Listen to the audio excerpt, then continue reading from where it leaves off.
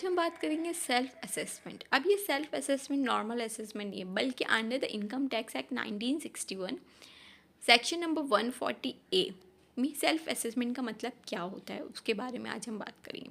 तो आइए जान लेते हैं। फर्स्ट थिंग इज क्या मीनिंग होता है। सो taxpayer must calculate their own tax liability and पे टैक्स अकॉर्डिंगली। सेल्फ असेसमेंट का मतलब ये आ जाता है कि यहाँ पे टैक्स पेयर को क्या करना है कि वो खुद अपनी टैक्स लायबिलिटी को चेक करेगा और उसके अकॉर्डिंगली वो टैक्स पे करेगा। यहाँ पे वो किसी इनकम टैक्स ऑफिसर के पास नहीं जा रहा, वो उसने खुद ही अपनी लायबिलिटी चेक करनी है एंड देन उसको उसके अकॉर्डिंग टैक्स पे करना है। अब इसमें क्या क्या आ जाता है सेल्फ असेसमेंट में। पहले तो वो अपनी टोटल इनकम कैलकुलेट करेगा, देन जितने भी डिडक्शन और एग्जेम्पशंस होंगे उनको माइनस करेगा, ठीक है। देन टैक्स लायबिलिटी चेक करेगा अपनी, देन जो भी टैक्स होगा उसको पे करेगा।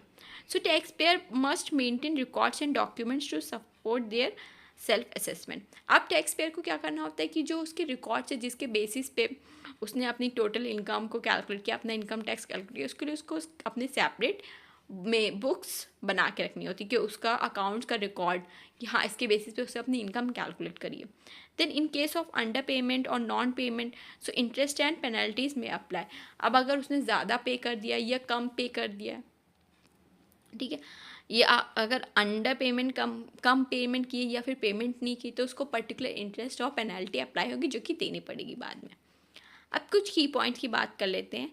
Tax payers are responsible for accurately calculating their tax liability. अब सेल्फ असेसमेंट में क्या है कि यहाँ पे सिर्फ टैक्स पेयर अपना टैक्स कैलकुलेट करा इनकम टैक्स, तो वो उसके लिए खुद जिम्मेदार है।